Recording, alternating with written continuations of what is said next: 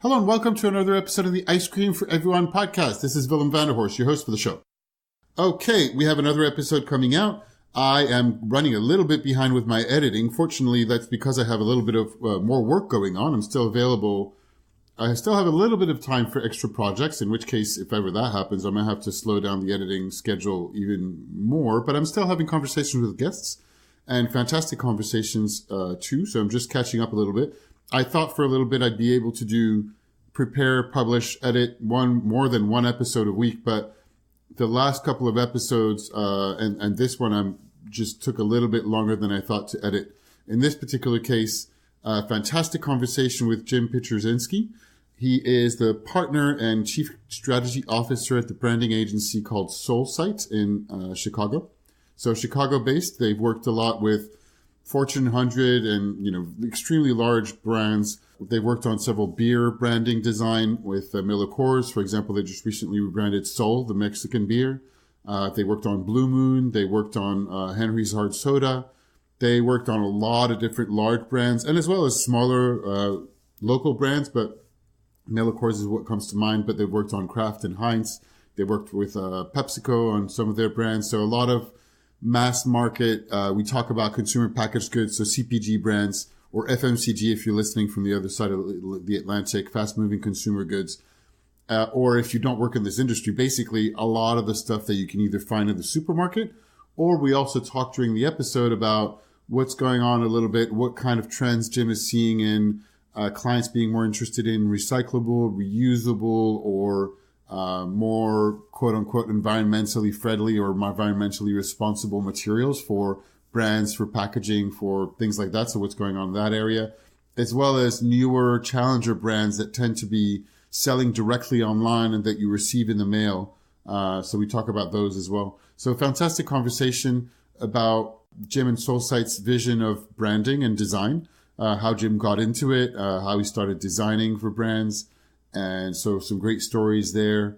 What's Soulful brand design? What goes into it? How is it different or the same from what a lot of my experience on the branding, not so much branding, but on marketing and media and advertising side. So I've had the chance to work on brand strategy from that side of things, which often tends to be separate if ever you don't know. And sometimes it's the same. I've also had the chance of working on branding projects, but most of it is towards advertising and marketing communications, whereas Jim is more towards the brand itself. So that it tends to be more often the logo, the packaging, and where it's situated inside of the supermarket. Even though I will look at what's going on in the supermarket as well, like which aisle it's in. So that's something that we would both look at, and we talk about going out there and being able to see and interact with all the people that are buying these brands and what they're dealing with in their day-to-day life, and as well as how they show up in brands where, in a supermarket, in Walmart, whatever the case may be.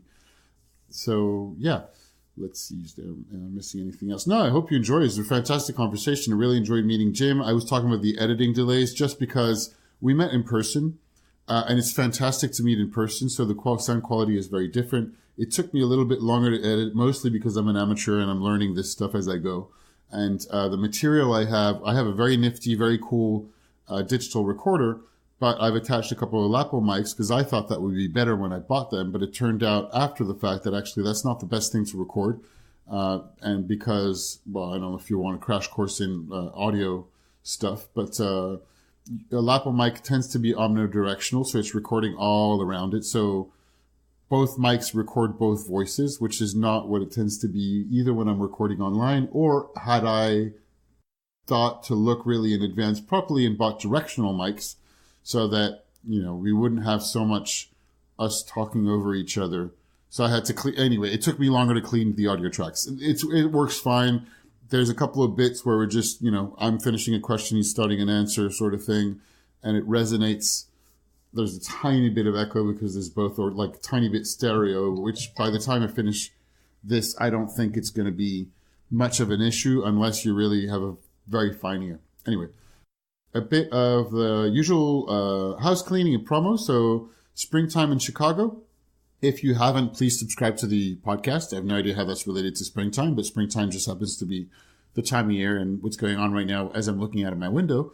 But the other thing that would be amazing, not only it would be amazing if you subscribe, it would be fantastic if you post a rating and a review on Apple Podcasts or your favorite podcasting app, or you open iTunes and type in Ice Cream for Everyone, and please give it 5 stars and write a note.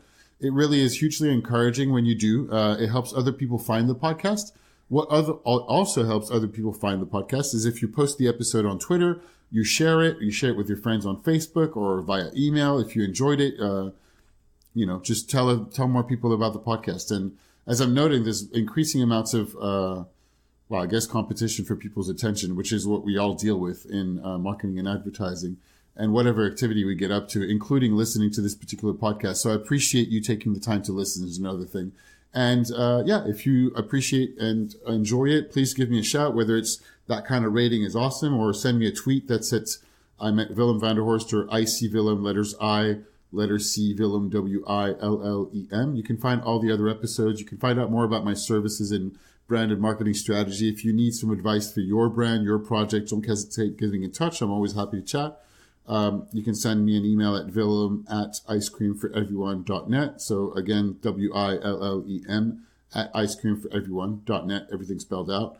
And on the website, you got it. It's icecreamforeveryone.net. You can also subscribe to the weekly email newsletter, the Ice Cream Sunday newsletter, in which I send usually what's going on with news for myself and Ice Cream for Everyone, new research and findings in terms of my area of playful strategy. I'm behind on editing. I'm certainly behind on the articles I've been writing and preparing. And I also post a couple of links that I call the weekly combo. So there's like 2 or 3 links that I find interesting together. So it's not overwhelming in terms of like what there is to read in it. So, but that's about it. Without further ado, here's the conversation I had with Jim from Soulsight.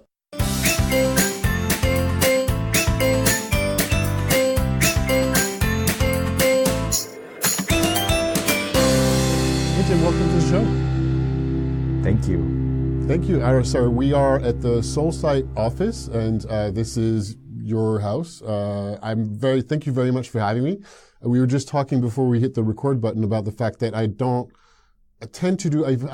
interviews in person. I really, really enjoy them, but sometimes it's a bit complicated from a organization perspective, and you suggested, like, why don't we do it here? Thank you so much for that. I really appreciate it. It's cool. You're welcome. I always would rather meet people in person than over the phone or via email.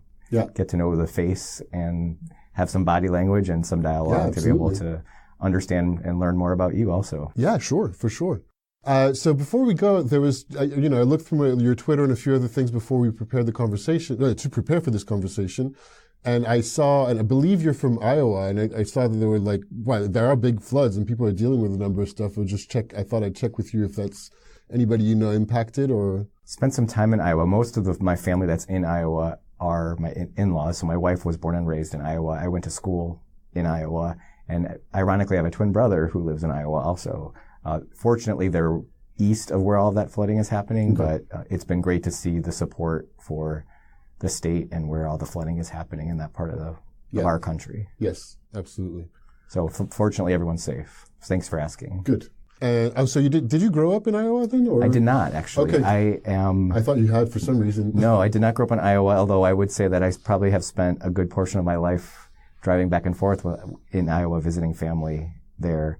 And Iowa, it has a special place in my heart just in terms of the people that are in Iowa and the generosity and sincerity and the hardworking people that I have met in my years of travels throughout the entire state.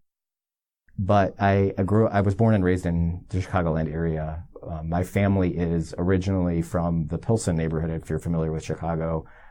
It is a very Mexican community now, but at the time my great-grandparents settled in Chicago, they had a house in Pilsen, and it was in the family for 2 generations or 3 generations, and eventually my mom and dad moved to the suburbs. And then my grandmother moving with us. It was very much a generational household of living with grandparents and taking care of grandparents and just the nature of the culture. And so I'm actually 3rd generation Polish American, don't speak any Polish except for a few curse words, and the first of our family to go to college. So it's interesting. I don't think that my parents married or out of the church or the neighborhood for a number of generations, and that was just out of the segregation that was in Chicago at the time and where that went. So my first trip out of Chicago beyond vacation to live somewhere else was going to college at the University of in Iowa at the Iowa State University. By the way, how do you pronounce your name? Just to make sure I don't butcher it when I introduce you. I usually prepare a separate intro. We will say Pietruszynski in English. Pietruszynski. In Polish, if you know any Polish, we say Pietruszynski. Pietruszynski. But Pietruszynski is great. Okay, good. Thank you. So just a bit of an intro on, we're at Soulsight. This is the agency where we are, branding agency. But can you give us a bit of a intro about... Sure. So I've been with the agency quickly. Sure. I've been with Soulsight since its inception. We started 22 years ago, which doesn't seem possible. And 3 of us started to work together to build this agency, and with the notion to do something different with branding, and with really starting with packaged goods and packaged consumer goods. And those packaged consumer goods really originated with how we think about the artifacts in which the brands are relatable to the humans that consume them, or the consumers that we talk about. I know consumer is a bad word and you're going to hear me use it, but I don't have another word yet to really describe those individuals that buy brands. And I had an opportunity I was working for a larger branding organization to move to work with a startup company. And we really started to specialize in more small, mid-level entrepreneurial type businesses where innovation and brand building was needed. Growing the business all the way to the iconic and Fortune 100 and 500 brands that we work with today, and using a lot of the similar principles that we did with startups with large-scale brands, and watching that business grow, eventually meeting my partners in business, Adam Ferguson and George Argyros, to begin to build the 60-person agency that we have today. So we do a lot of work in what I would say is we call iconic branding, and that iconic branding is the center of how we think about brands in the marketplace, and that can extend to many different things. If you think about a brand, I like to use the analogy of a bicycle wheel. So the brand sits at the center of that wheel, and every spoke is a different activation that supports that brand. And we work on many of those spokes. One that we don't do a lot of, but we're looking to move into, is some more media or social or digital activation. But we've pretty much touched every single aspect of that spoke in every category of the store and market, and in a lot of different services also. So the experiences ranges per month. That's what's exciting about what we do, is that every month is something new and different to learn about. Every year we're moving in a different direction and constantly evolving. Soulsight is founded in this notion of creating a safe place to create and inspire each other and inspire the work and inspire brands. I would say this idea of incubation and incubating ideas and letting those grow into what we call our babies when they get released into the marketplace is there's an exciting energy to all of that. I think that when we really were thinking about Soulsight and what we could be different, the transparency with creativity, respect, and honesty was important. And we often talk a lot about conflict, and conflict and tensions are not necessarily bad things, but there's healthy conflict that creates amazing opportunities, especially with creativity and branding. And one of our core drivers in how we talk about brands is that there has to be a conflict within the brand itself, that are two positive forces working together. And how do we think about brands in that way? But then also, how do we think about that in our culture and environment that we have here at Soulsight? So we want healthy, trusted relationships that then can create these dynamic forces that come together to create inspiration with new ideas. So it's really rooted in a lot of storytelling and how that comes to life, but really how do those tensions really build something bigger than one person can create on their own, or an individual on their own, but the collaboration of us working together. Fantastic. Thank you. So we're going to dig into a few different areas of what we were just mentioning, but I thought we'd start, and you talked about the fact that you began Soulsight in packaging, and that's an interest of yours. And I noticed, and I saw that you contributed or co-authored a book called The Big Book of Packaging. Yes. And I was lucky enough to find a couple of free pages because I didn't have all that much time to prepare. But There was a bit in your intro about the fact that your mother used to say that you learned to draw before you learned to walk or read. Yeah, that's true story. It's funny to bring that up, but I was fascinated by cereal boxes when I was a kid. And I think everyone kind of is in some way. It's like it sits on the table, you look at the back panel, you look at the front panel, you look at the branding, I remember distinctly drawing, I don't know what this says about, my diet as a child, but looking at Frosted Flakes and Tony the Tiger and drawing Tony the Tiger over and over again and showing the pictures as a child does to their parents, proud of what they've accomplished. And my mom not believing that I actually drew it, that I traced it. So some of those, it just naturally came to me to be able to think about characters and brands and what that means for the brands. But I was fascinated by these branded characters. I couldn't read the box, but I could associate with the image on the package.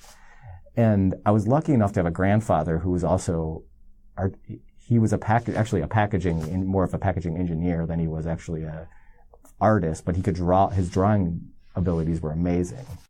And he smoked probably a pack a day. He would sit at the kitchen table and listen to AM radio. And I would sit with him and we would draw together. And he would show me how to draw elephants. And we were drawing elephants. I think this is in the intro. We would draw elephants over and over and over again.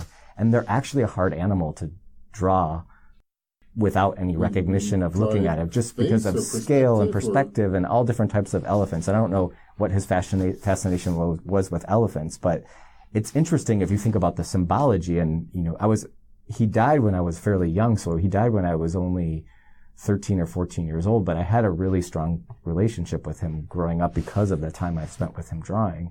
And I can only imagine in my adulthood, I ask myself all the time, why elephants? And you think about the symbolism that elephants have in culture and the symbolism that the elephants have in general in terms of the brilliance that they have in terms of they're supposed to be one of the smartest animals. They mourn their losses. They're a communal animal, but the way they're even designed to live in conditions that an animal that large should not survive in is super interesting. So the power that comes from learning about an elephant, but also this notion of just the idea of this creative animal, that if there was some deeper meaning behind why an elephant, I can't tell you. It just was something that came from my grandfather and maybe some bit of knowledge or history. So again, as I'm older, I'm always fascinated by elephants, and I don't know, it's a Polish tradition to have an elephant in your home too. Really?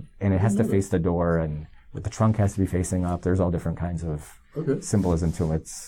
It is my Polish family. So I think it's a relic that we often use as a sign of fortune and good luck. So. Did you have a chance to go see any in Asia or Africa? Or? I have not. No? I have not, unfortunately. My closest connection to an elephant is, unfortunately, zoos or circuses, which, thank God, they're no longer in circuses, but they are pretty amazing creatures. They are. And I don't know much about them, to be honest, but I didn't know that there were Polish traditions about them, and certainly in India. Yes. And I was lucky to visit India during the Ganesh festival, which was really, really fascinating to see everybody it's like gigantic. It's one of the 4 big religious parties / ceremonies / festivals. I think festivals is the word.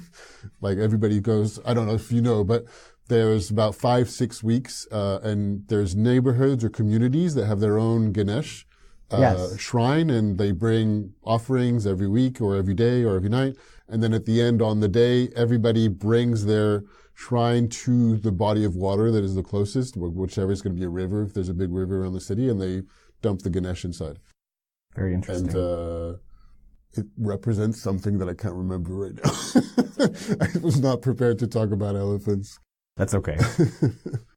But that's cool. So you started out with designing and drawing, and then the drawing just you kept working on it after working? Yeah, interestingly enough, I always felt, you always feel like is there something I'm good at? What am I good at? And I'm like, I love to draw. I continued to draw throughout my childhood and through the high school and the teenage years. And I didn't really understand what graphic design was until I was probably about 19 years old. It was, 1991. And moving into college, looking at opportunities for what am I going to do with my life? And I knew I wanted to do something with art. I knew I wanted to do something with art and design. So, what style of stuff were you drawing at the time? Was it a range or? Range of art, so fine arts. Okay. So I was really interested in fine arts, and I wasn't introduced into graphic design until my not so much comics, for example, or cartoons. Read a lot of Marvel. Okay. Yeah, so like a lot of loved graphic novels. Loved just learning and watching how the stories developed, almost through not having to read it at times. I think you'd enjoy. So just before we hit the record button, we were just talking about Neil Gaiman and the Sandman series that he's very famous for. You'd enjoy. I think it's really awesome. Great. Sorry, just segue. So I had the opportunity to look at different colleges and apply to different universities and started to learn about this Bachelor of Fine Arts that I could achieve with graphic design, and not knowing anything about graphic design, not really using a computer much, but my hand skills to create anything that was remotely artistic. And moving into looking at the universities and the different options, was fascinated by graphic design and what that meant, because the word is kind of loaded, right? It can mean a lot of different things depending on what you do. You can become, even from programming to branding and print production and all the different ways that can take you, just like an engineer can mean many different things. Graphic design can mean very many different things for different people. And so I was fascinated by graphic design, and really got in college more interested in the four-dimensional and three-dimensional form of things. So working with a professor on creating packaging forms and structures, and working in sculpture and thinking about sculpture and what that meant. And I don't think I have the math skills to be an industrial designer, but I've always been very fond of strong industrial design and what that means in terms of really thinking about human needs. And I think some of that also coming from thinking about anthropology. So I also got really interested in cultural anthropology and understanding people and watching people and what they're doing and how they're responding to things. What are they wearing? Why do they choose certain brands to define who they are?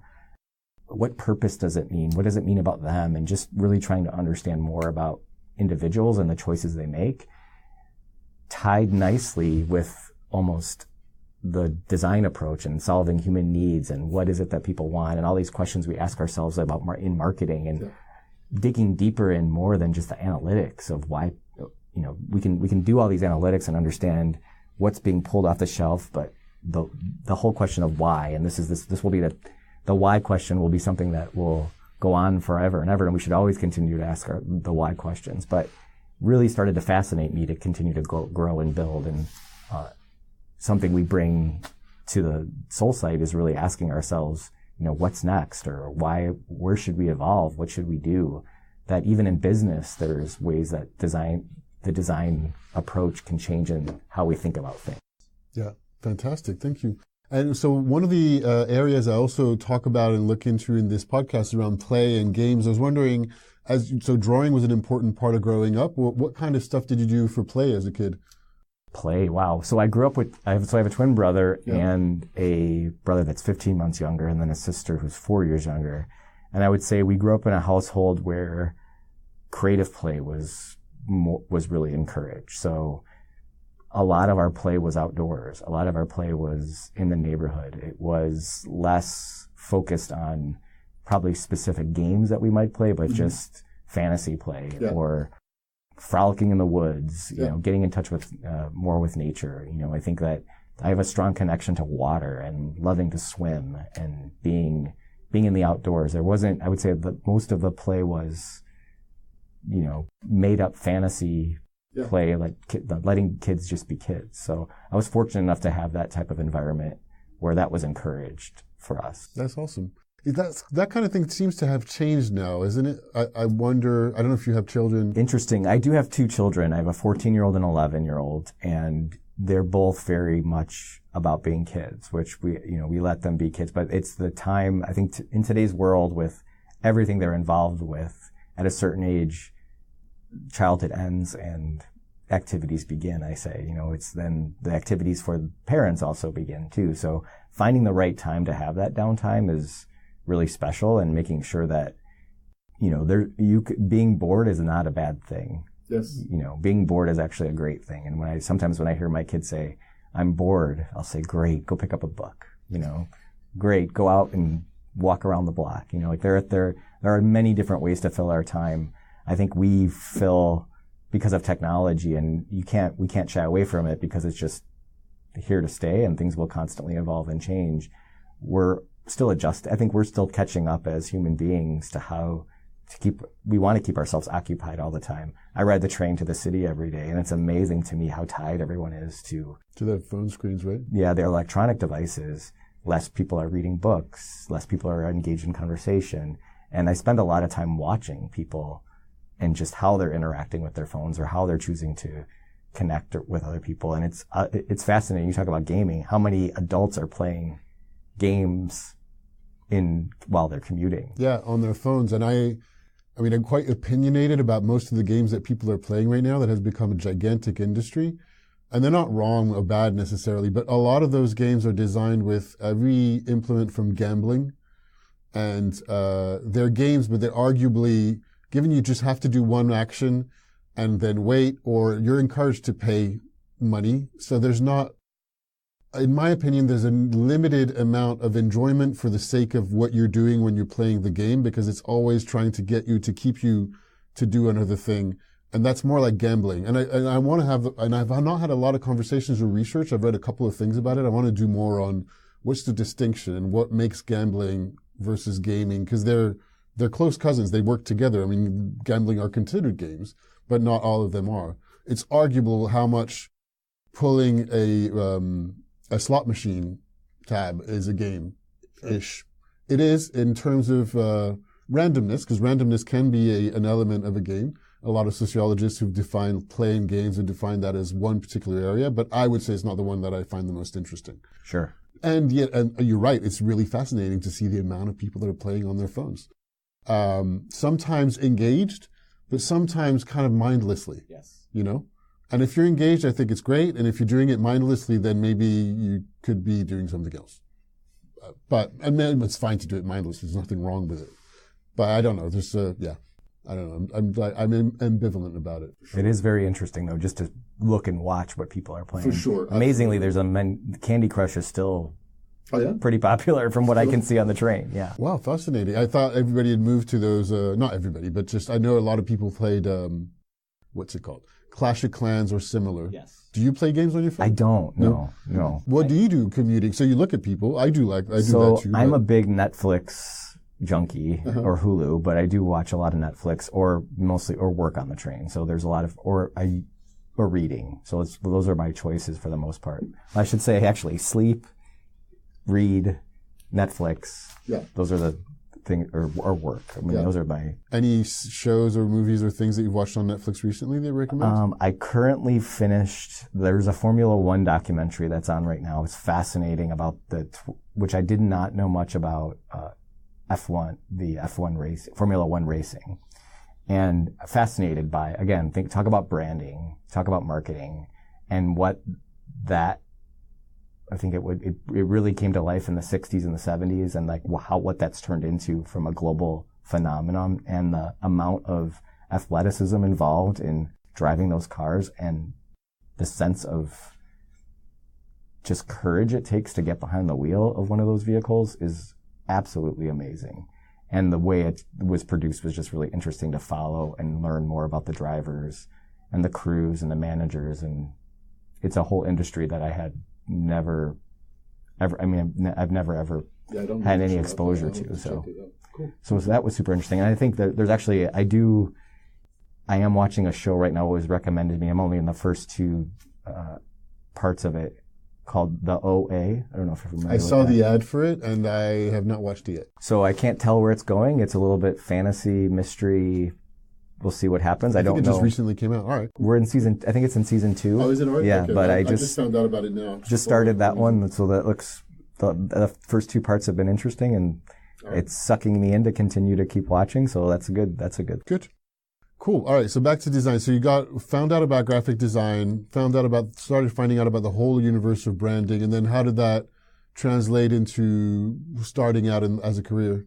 How did you find your job? Yeah. So interestingly enough, my first job was in a consumer packaged goods agency in Chicago, which no longer exists, and started working in CPG right away. And I would say that first year. Consumer packaged goods. Consumer packaged goods, right. So most of the stuff you buy in a supermarket, that's... Sorry about the acronyms. No, that's fine. It's just second speak now. No, not everybody knows about, so we just want to make sure that we're just pulling some stuff out and laying it out for people who don't work in this industry. No problem. So I started working in food and sports and hardware. Again, multiple different channels for what we were doing, and it did that for a number of years. So when we say channels, so like the packaging might be one? So when I say channels, I mean when you say health and beauty, sports and entertainment, automotive, food, beverage, spirits, I was thinking beer. Media channels. There's also, you can think about channels in terms of C-store, grocery. There's different, it can be used a number of different ways, but have had experience in all of the channels, both retail channels and different categories. So the different categories, and really looking at brands in different categories. And a lot of that the first 2 years of working in the industry was like learning another language, really learning about marketing, really trying to understand what drives and motivates people, and really helping really think about what are we doing? Like, what's the purpose of what we're doing with brands? And as that developed, and I started thinking about that, really started to think about how psychology is related to brands. And there's a lot of methodologies and processes that are adapted from psychology to help us understand how we think about brands in a more soulful way. So, is there an example that you might have, or that you remember? So a couple examples would Maslov's hierarchy of needs has been used in marketing for a number of years. There are different psychologists. Dr. Gloria Wilcox has created an emotion wheel. And on that emotion wheel can help us determine what are those emotional reasons to believe. So this is in the process of, say, you're creating a new brand? You can be repositioning a brand, you can be defining a brand, you can be dusting off a brand to figure out what really is our purpose. There are core questions, I think, that with brand stewardship, you have to keep asking yourself and the team to keep it fresh, to keep it relevant. I think you run the risk, without brand stewardship, of becoming stale and passed up in a marketplace where people are not as brand loyal as they used to be, just because of the amount of options as we have. So unless you're serving a need and doing a job for someone, and you really have a unique point of difference, it's really hard to compete. Right. So there's a couple of things, at least a couple of things I'm thinking out of that, but just one thing to make sure I understand, because I think I understand, but and also for everybody listening, when you say brand stewardship, that sounds like the responsibility of making sure that the purpose that was created, whenever that was done, is still being followed, and is that? I would say what it is. It doesn't always. And whose job is brand stewardship? Brand stewardship, we think of ourselves as an agency as being a brand steward, but the brand stewardship is a team sport. So your brand marketers, your marketing team, I would say your cross-functional agency teams. We don't work enough with cross-functional teams to really understand the real team that needs to happen. On the client side as well? Client side as well. So working with consumer insights, working with the sales team. With the product team, Absolutely. It's a team sport, definitely, when it comes to really thinking about your brand and holistically thinking about your brand. One thing we talk about with Soulsight is we really drive a holistic methodology. You getting the right players at the table to discuss these things are crucial to making sure that everything is activating with purpose together, not in separate components for different reasons. Yeah, I know you have an advertising background, but when you think about advertising and media, sometimes it serves the purpose of awareness. It always serves the purpose of awareness, actually. And what does that mean for the long term? And how is the media campaign giving back to the brand purpose? And how is the brand purpose giving to the media program? They need to coexist together as in a relationship, not separate, where you sometimes can see that balance spin out of control, and then things become irrelevant for how it really is relatable or why it's relatable to who you're trying to connect with. Right. I think as we have tried to dig into really understanding what that empathetic lens is for us as a brand steward, is really driving getting out of our bubble and really observing people again. It goes back to some of the interests that I've had, but how to get out and observe people, go and do ethnographies, go into their homes, understand them. It's we live in a city here in Chicago, but you drive an hour to the west or an hour to the south, the culture is very different. And most of America is very different than these urban areas that we surround ourselves with. Yeah. So it's really important to get out and really understand who is using our products and who's using our brands and what's that journey that brand goes through. We say this journey of understanding the brand is so much important of what is the brand on the shelf? Now though, what's the brand in your hand? What's the brand digitally in your hand? What's the brand in your home? What's the brand in your life? And then what's the brand in this universe? Like what does that mean for us? And my wife will give me crap every once in a while talking about, well, you work in marketing, sometimes you feel like that is, you're selling people things that they don't really need. And, my reaction to that is really, the brands that we create and the products that we create are really, they define who we are as a culture today. I mean, if we were to go and dig up what life was like 50 years ago or 100 years ago, what do you look at? People's trash. You look at the objects they were using to cook with or clean with. What we're doing today is really defining the needs and the values and the purpose and the ethics of what our culture is defined as. And you'll see different pockets of what that might look like in different areas of the country, or countries and world. But it's really interesting when you think about it from that perspective. I like to say that even a brand is an artifact of a moment of time. And some brands can last 100 years or 200 years, but they also evolve to stay relevant. Yeah, they do. Wow, this is fascinating. This is great. And even more it's making me think of, but I'm going to go backtrack to one of the points you made earlier, and this is an ongoing conversation, it's not a new conversation, but the point about a brand needs to be distinctive and there's a point of difference, and there's been a lot of conversation for a while, and even more so now, for a while, one about, is it all that important, particularly because supermarkets are in store brands and white label brands fulfill the same function as many others that might be branded. That's been ongoing for a while. And then there's a more recent conversation that with voice activated devices, so like an Amazon Echo, Alexa, and if you ask Alexa, refill my toilet paper, does it really matter? Or unless you already have a brand that your name has replaced the whole category, order me some Kleenex. Exactly.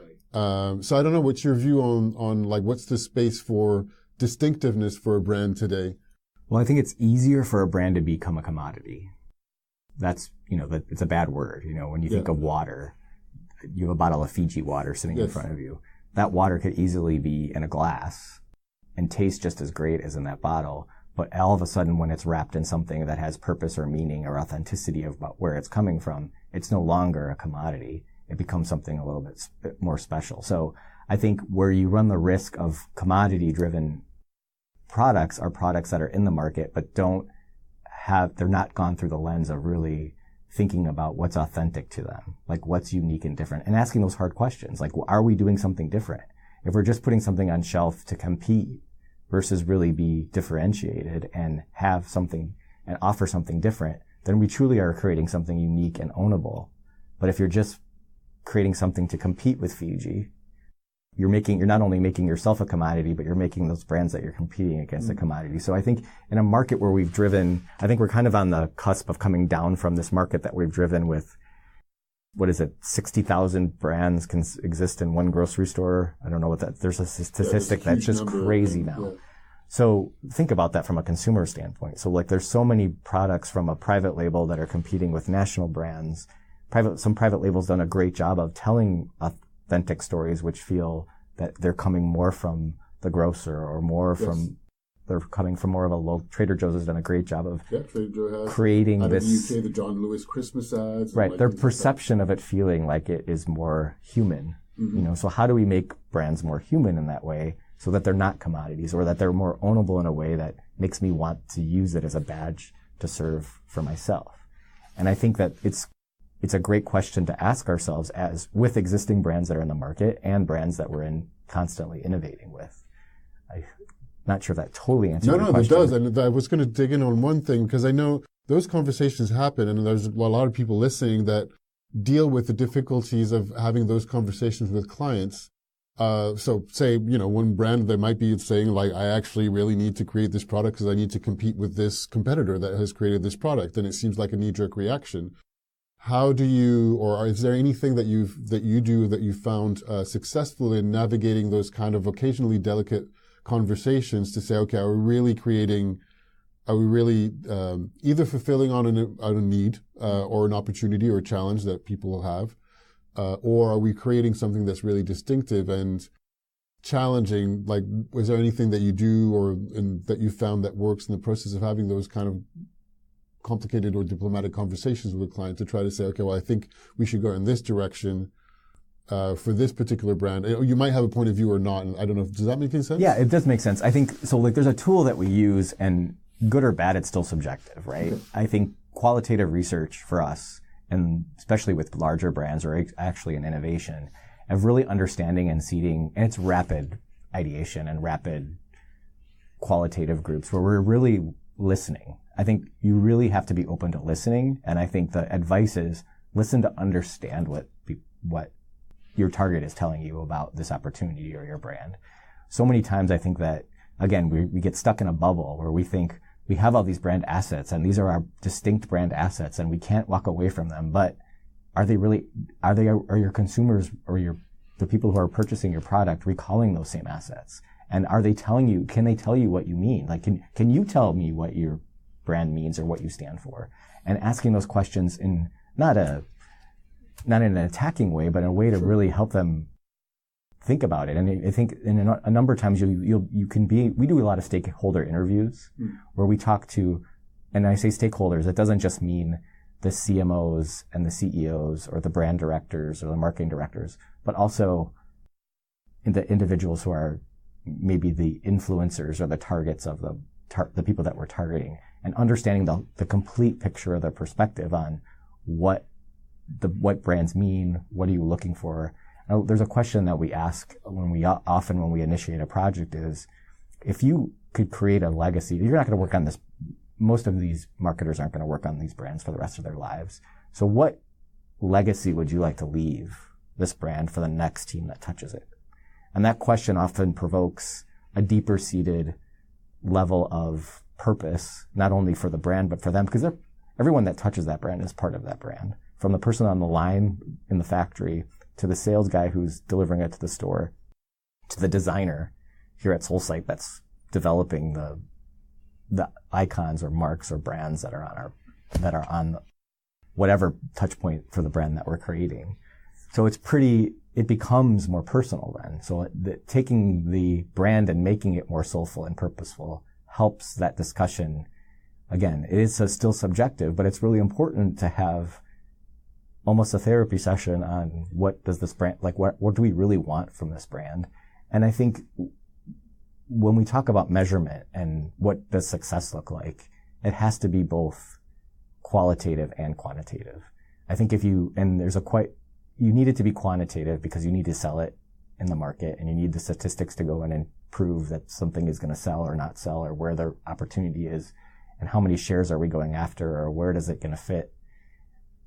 Who is it going to compete against? But the qualitative is equally important to understand, going back to what's our purpose, what's our story, and making sure that the team is equipped with those tools to go in and talk about the brand in that way.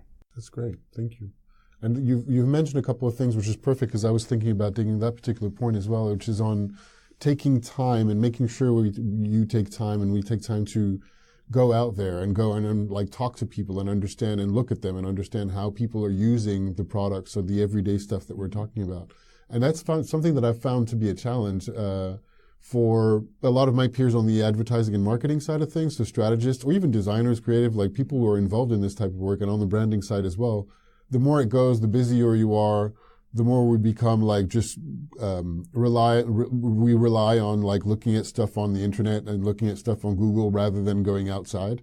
Also because we run out of time, to be honest. Yes.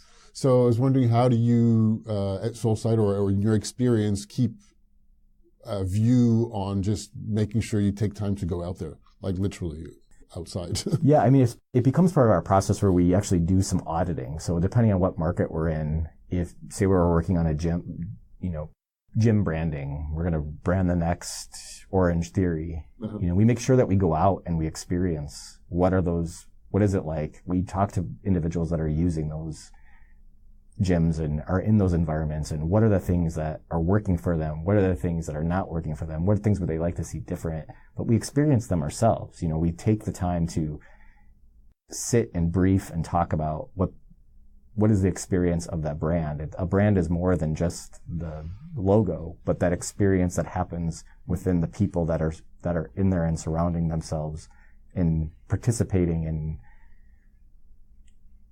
being able to have those conversations immerses you in a different headspace, I think, than just thinking about what that means in a office environment. Yeah. And bringing we also do a lot of, when we talk about auditing a brand, is more than just about what does it look like as it appears in the marketplace, but what's the tone of voice? How are they speaking? And it's interesting that you start to find there's sometimes 7 or 8 different voices that when you actually pull it all together, there's a way to simply clean up the communication to make sure that the interaction feels consistent.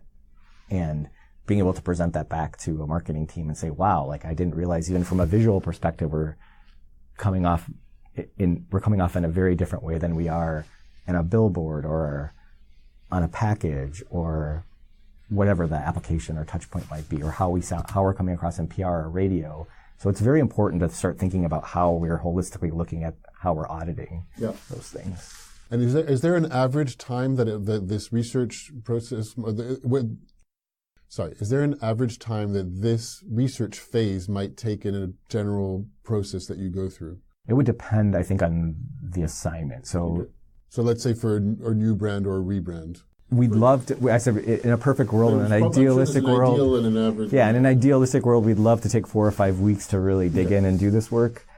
Sometimes we're doing it in 2 weeks. Yeah. Sometimes we're doing it in 5 days. It depends on the opportunity and what we're willing to look at or what we really need to learn.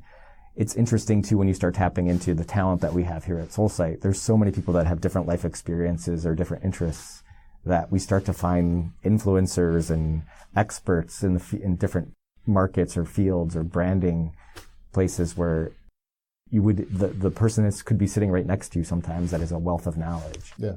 We tap into a lot of secondary research too. So using the Mentels of the world or iconoculture or different ways to understand what's happening from a trend perspective. What's interesting about a lot of that data though is a lot of that is historic of what's already happened, and a lot of the work that we're doing which is great to understand as a baseline, but what's next, and understanding what's next and helping being a trendsetter for what's next or developing what that next big opportunity is the exciting part. No one can really answer that question for you. You have to build it. Yeah. Well, actually, there's one thing I wanted to touch upon, which is great and it might be related to what's next and to the bottle of water that you described earlier. And I saw that the big book of packaging, you have about a third of the packagings that are either green or recycled, and there's increasing amounts of pushback to having bottled water. There's a lot more people that have plastic. So I was wondering the space of, or the kinds of conversations or trends that are going on that you're experiencing around either recycling, sustainability, doing things with a bit more regard for the environment or greener, quote unquote. I don't know if that's the right word anymore because I don't mean greenwashing. Not greenwashing, right. So yeah, how is that coming across? Are more clients interested? Is this something you're? It is. I think from most of the clients that we work with have initiatives to sustainability initiatives, and they're always looking at ways to think about. Scalability is always going to be an issue, and how do you scale and how do you get to market quickly? How do you make sure that you're able to produce something in a way that that's not going to take more time for the consumers to get to or engage with? So there is constantly an effort to think about reduction of plastic. How do we think about more recyclable materials? Or if you do need to resort in some sort of plastic, is it something that has the technology to decompose much quicker than a traditional plastic bottle that was made in the 80s, and you hear the stories about plastic bags washing up in the ocean that are 20 or 30 years old that you can still read the graphics. It's scary. I mean, it's a very scary story to tell. And I don't think my first real, what's the right word to say? My first real time seeing it live was my family was vacationing in the Dominican Republic, and we were driving away from the resort, and it had been raining for 3 days straight. And I saw the way that the garbage was being tossed next to a river, and the amount of plastic and the amount of bottles that were just running into the river and out into the sea made me really think about what that does in a smaller country like the Dominican Republic. But can you imagine the scale of what that means in a country like the U.S. and how we're thinking about those things? I think recycling programs can only do a part of the job. I think the responsibility lies on the manufacturers and the corporations that are producing. And I think I do believe that there are efforts. And from a design perspective, we're always trying to provide solutions that help engage. Again, it becomes a cost issue a lot on and scale issue on changing out old equipment and the cost of investment and what that means moving forward. But it is definitely always top of mind in a lot of the work that we do. Interesting. Thanks. Another thing I was thinking about in terms of packaging was, so you work you work with a lot of very large brands. Mm-hmm. And some of those large brands are being now competed with by smaller upcoming markets directing. So typically or often, they're selling directly off of their website. And so that might be Glossier, for example, is one of a beauty products brand out of New York is one thing I'm thinking about. And I know a lot of others. I have a friend of mine who has a small business. He does phone cases, but he does the same kind of thing, which is that those brands have very beautiful packaging, or arguably, but typically they do. So you receive it in the mail. They're designed in a way that you want to take a photo and post it on Instagram. Exactly. Right? I don't know if you've come across examples of those types of brands that are particularly, interesting from a packaging or design perspective, or how this trend is impacting some of the work that you're doing. Well, it's interesting too, because we've talked about this before. It's like if traditional retail shopping is changing, then you have more control of your brand experience. True. So how that package arrives to the consumer, you're able to tell the narrative. So some of those examples that you're talking about, I remember Harry Shave Club. I was just going to say Harry's. That experience of receiving that product. It's a beautifully designed razor, and then all the components with it, the stories that the different aftershaves tell. That experience wants you to be part of that club. And how do you create an engaged consumer that continues to be interested in receiving those types of things. I think we've seen it a lot too with mail order. The flowers is a mail order service now. A lot of flowers are ordered online and delivered. And a few years ago, we had the opportunity to rebrand and rethink what does that delivery experience look like for FTD, and thinking about what does the outer pot. FTD. It's a floral company that's been around for probably about 100 years.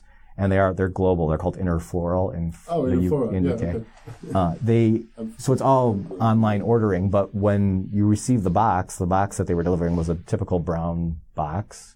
But how do we create an experience that when you see it on the UPS cart or the FedEx cart, it looks like something interesting. And when it arrives at your desk, what's the experience of opening that box and the experience of what is that saying about the brand, so that it feels more special, so that the box can feel part of the experience, not just the flower. Yeah. So you're telling a story for the brand that creates this, what we call the messenger of love, which is the Mercury Man, which is used as a symbol for the brand. So those are just a couple of examples, but there's many, many, many more that, I'm seeing when I've ordered shoes in the mail, and the type of how that is delivered and unpacked, I ordered a tuft and needle mattress, and how the experience of how that comes apart and unrolls, and then you watch the mattress expand as it fills your bed frame.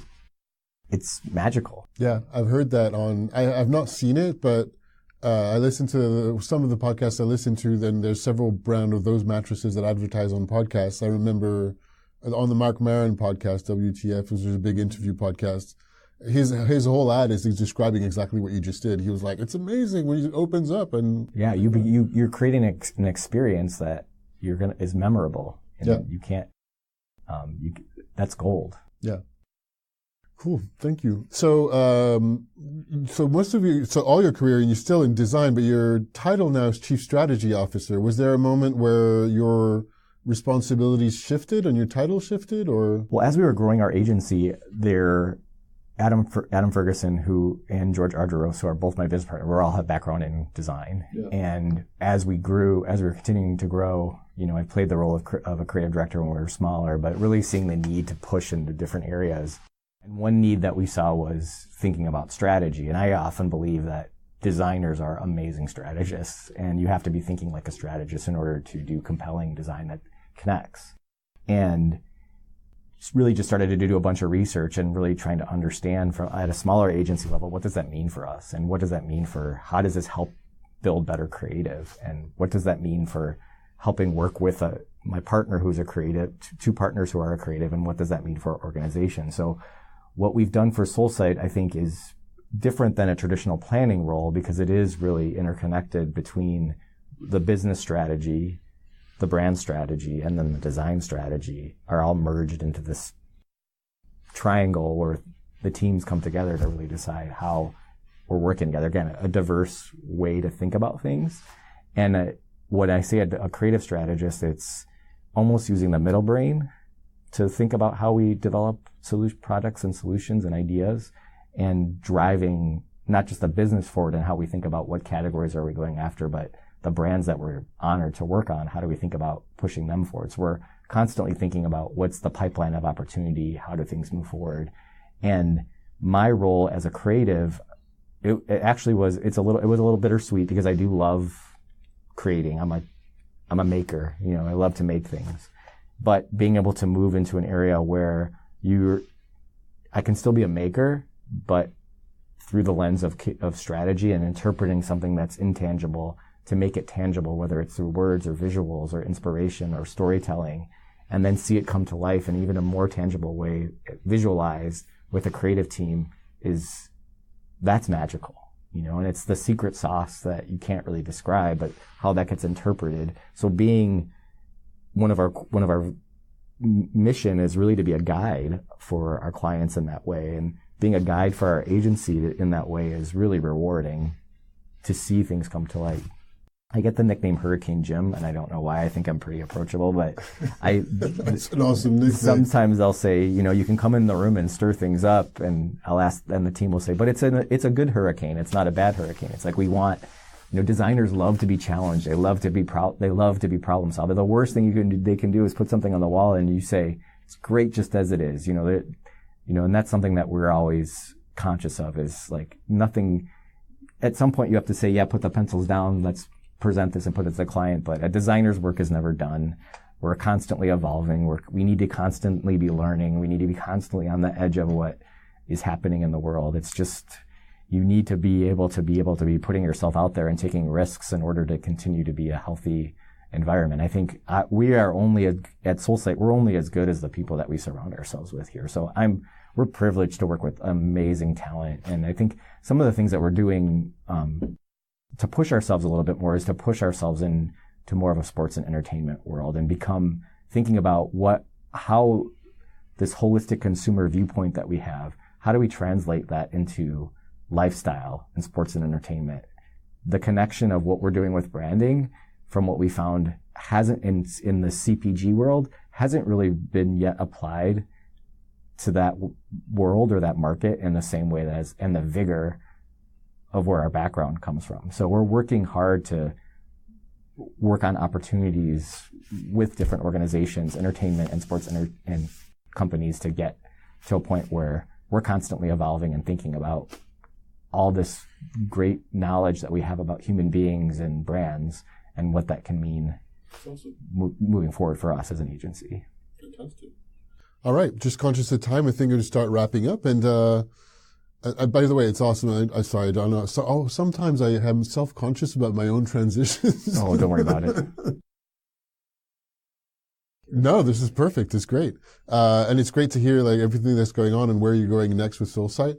I usually finish with those cool down questions because it's the Ice Cream for Everyone podcast. And so the easy one to start with is, do you have a favorite ice cream flavor?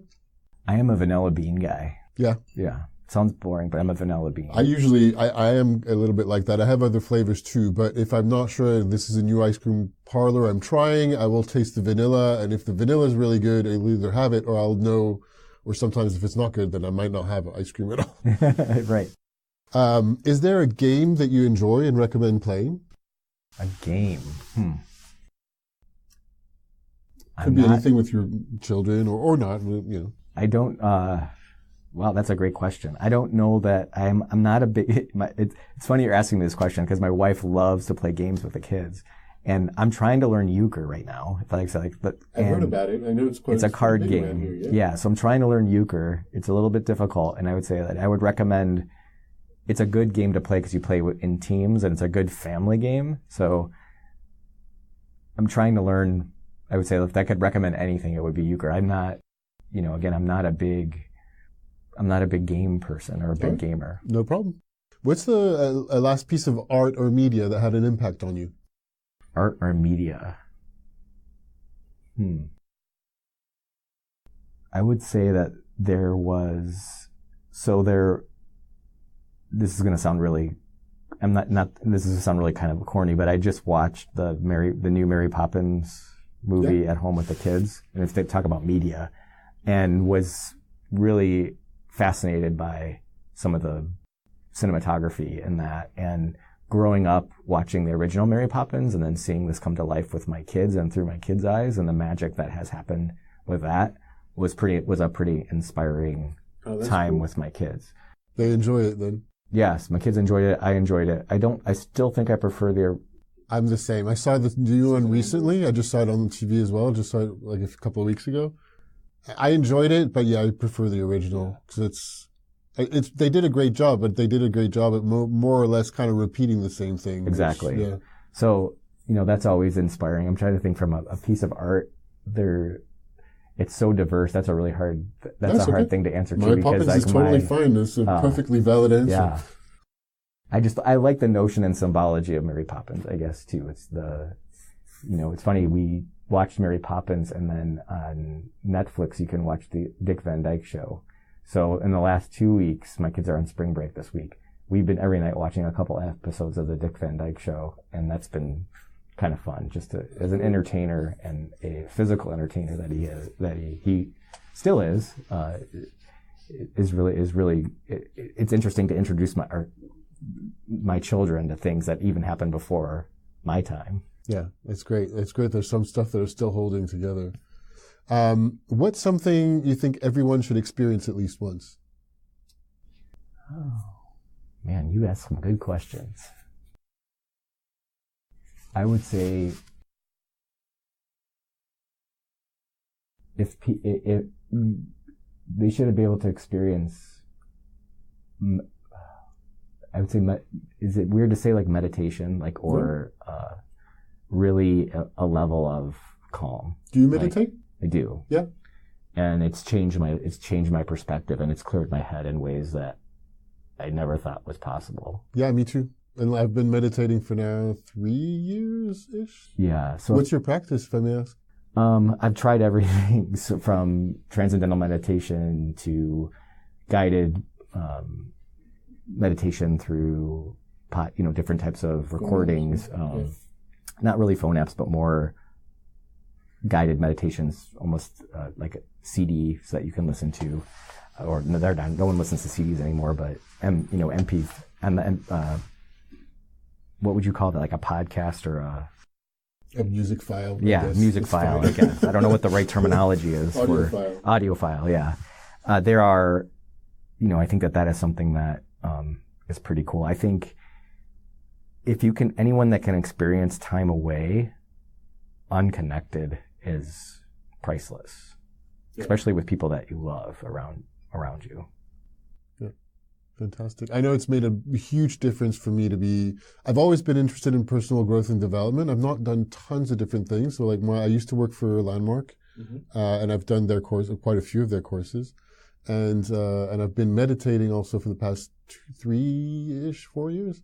I've never done very long sessions. I was doing 20 minutes a day. I did a little bit, 10 minutes like guided. I tried different apps, some voices I didn't really like, and so I've just shifted a few.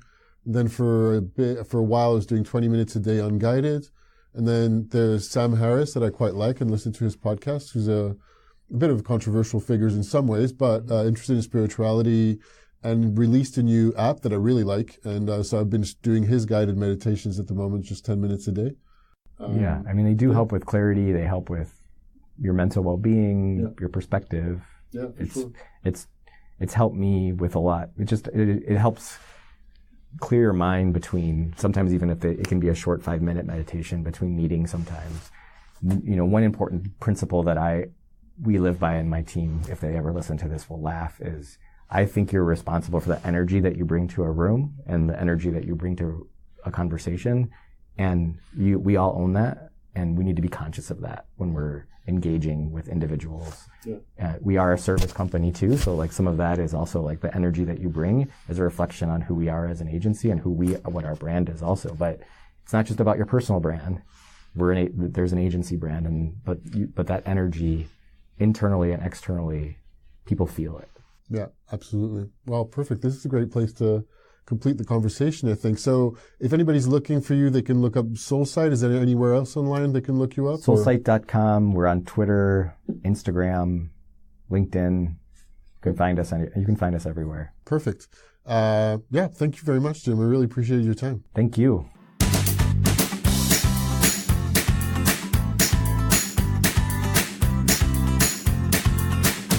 All right, another episode wrapping up. Thank you so much for your time. I really appreciate you listening. It makes a hell of a difference. As I said at the beginning, if you enjoyed the episode, please share it with friends. I'm just doing this so that more people get to listen to it and more people get to learn about both branding, marketing, advertising, game design, playful experiences. If you're one of the gamers that enjoy the advertising focused or branding focused episodes, please tell me. I'd love to hear from you. And the other way around, if you're somebody who works in creative communications, branding, advertising, design, and you enjoy my conversations rambling about role-playing games or game design, please tell me that too. I've heard some feedback from that point of view, certainly. So, I always like to have some more. So that's about it for now. Please have a fantastic evening, morning, afternoon, night or day, whatever time of day or night it is for you. And I'll see you later. Bye.